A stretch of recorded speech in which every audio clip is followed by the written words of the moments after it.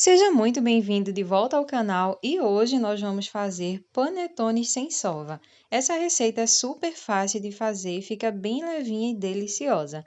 Antes de mais nada, eu peço que você se inscreva aqui no canal, caso ainda não seja inscrito, e também deixe o seu like. Isso é muito importante para que eu possa continuar trazendo mais conteúdo para você.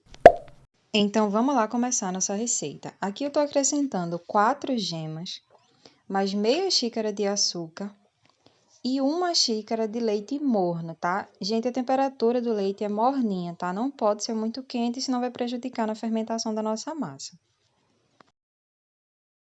Em seguida, a gente vai acrescentar 3 colheres de sopa de manteiga ou margarina de boa qualidade, que tem aí pelo menos 80% de gordura. Eu estou adicionando também uma colher de sopa de emulsificante, que você também pode substituir pelo melhorador de farinha. Mas se não tiver, não tem problema, tá? Você pode fazer a sua massa tranquilamente. Esse aditivo aqui é para deixar ela ainda melhor. Estou adicionando 10 gramas de fermento biológico seco e já vou dar uma boa misturada junto com o restante dos ingredientes que já estão aqui no meu bowl.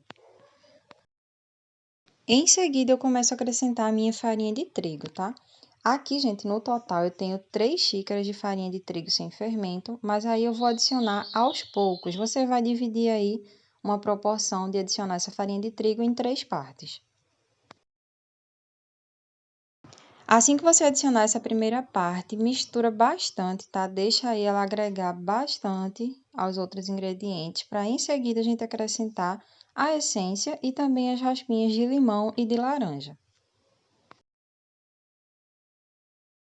Caso você não tenha a essência de panetone, você pode utilizar a essência de baunilha, tá? Que também vai combinar e vai ficar uma delícia. E a quantidade de raspinhas de limão e de laranja vai ser realmente opcional. Você vai colocar a quantidade que você quiser.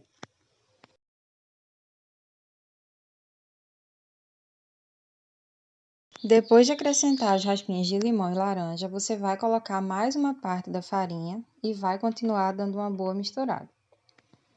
Assim que agregar completamente essa farinha, você coloca a última parte e continua misturando também até agregar completamente.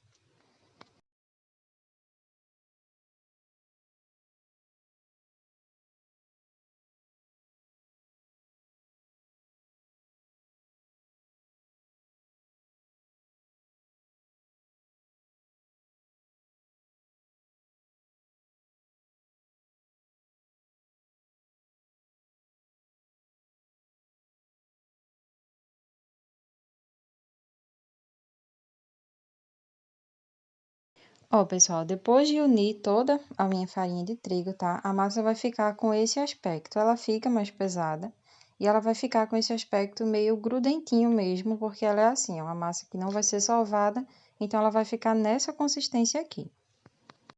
E agora a gente vai colocar um pano por cima, tá? Ou o plástico filme, ou até uma tampa que cubra completamente o recipiente que você mexeu sua massa. E a gente precisa deixar essa massa fermentando aí por aproximadamente uns 40 minutos a 1 hora, dependendo da temperatura que tiver na sua casa. O importante é que ela dobre de volume. Assim que dobrar de volume, tá? Se você quiser fazer 2 panetones no mesmo sabor, você pode mexer todo na mesma vasilha. Ou, se você quiser fazer como eu fiz aqui, dividindo em sabores diferentes, você vai pegar metade dessa massa, colocar em outro bowl e deixar o restante aí para poder saborizar. Em uma parte da massa, eu estou adicionando frutas e passas, tá? Pessoal, aqui eu tava com 150 gramas de frutas e passas, então eu utilizei o que eu já tinha em casa, tá? Mas o ideal seria pelo menos 200 gramas, porque ficaria uma quantidade melhor depois para poder ficar bem distribuído. Por isso, na descrição vai estar a quantidade de 200 gramas, tá? Caso você queira fazer de chocolate também, você substitui as frutas pelas gotinhas de chocolate ou por pedacinhos de chocolate. Gente, eu tava sem forminha para panetone, tá? Então, eu tô utilizando papel manteiga mesmo. Forrei a minha forma de bolo e coloquei o papel manteiga. Se você quiser fazer em um outro tamanho de forma, não tem problema nenhum, tá? Faz com o que você tem em casa e você vai adaptar o que você tenha disponível. Essa minha forma aqui tem 16 centímetros de diâmetro. A forminha do panetone mesmo, a de 500 gramas, ela tem 13 centímetros, por isso que o meu vai ficar um pouquinho mais baixo. E com a outra parte da massa eu fiz um panetone salgado, tá? Quantidade de recheio a mesma, 200 gramas do recheio aí da sua preferência. O importante é que não seja um recheio com muita umidade, tá? Para não atrapalhar o crescimento da massa. Tô adicionando aqui um pouquinho de ervas finas e orégano também para poder puxar mais para o salgado. Se você quiser adicionar um pouco de queijo ralado também, você pode colocar. Aí o recheio vai ser seu critério. Da mesma forma, você vai misturando, tipo puxando de baixo para cima a massa até misturar completamente. Já coloquei meus panetones aqui na minha forminha, tá? E agora eu preciso deixar eles crescerem. A quantidade ideal para poder ir para o forno é ele praticamente triplicar de altura antes da gente assar. No salgado, eu ainda coloquei uns pedacinhos a mais de linguiça cortado bem fininho e algumas azeitonas, mas isso aí também é opcional, se você não quiser, não precisa colocar. E a gente vai levar nossos panetones para assar em forno pré-aquecido, tá? Sempre forno pré-aquecido, forno médio, por cerca de 25 a 30 minutos. Você vai perceber que ele vai ficar bem douradinho. E assim como a outra receita do panetone caseiro que eu já postei aqui no canal, a gente precisa deixar ele esfriar completamente em cima de uma grelhazinha como essa, ou na grelha do fogão mesmo. E estão prontos os nossos panetones sem sova. Gente, essa massa é super levinha, como eu já falei para vocês, fica muito gostosa, muito fofinha, vocês vão adorar. E tem essa questão da praticidade de não precisar fazer a sova, tá? Com relação à textura da massa, os dois panetones que eu já ensinei aqui no canal ficam maravilhosos, tá? A diferença é que essa massa aqui, ela fica mais aerada, mais fofinha. E a massa do outro panetone, ela fica puxando mais umidade.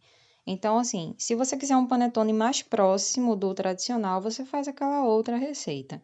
Caso você queira ter uma receita mais prática, você vai fazer essa daqui. Para rechear, essa massa daqui é excelente, porque ela é muito levinha. Então, se você fizer apenas alguns furos na massa e adicionar o seu recheio com um saco de confeitar, ele já vai preencher muito bem esse espaço por conta da quantidade de ar que tem na massa. Eu espero que vocês tenham gostado de mais essa receita aqui no canal. Por favor, não saiam do vídeo sem deixar o seu like, isso realmente é muito importante. Também deixe aqui o seu comentário se você gostou desse vídeo e, se possível, compartilhe com seus amigos. Beijos, um Feliz Natal e até a próxima receita!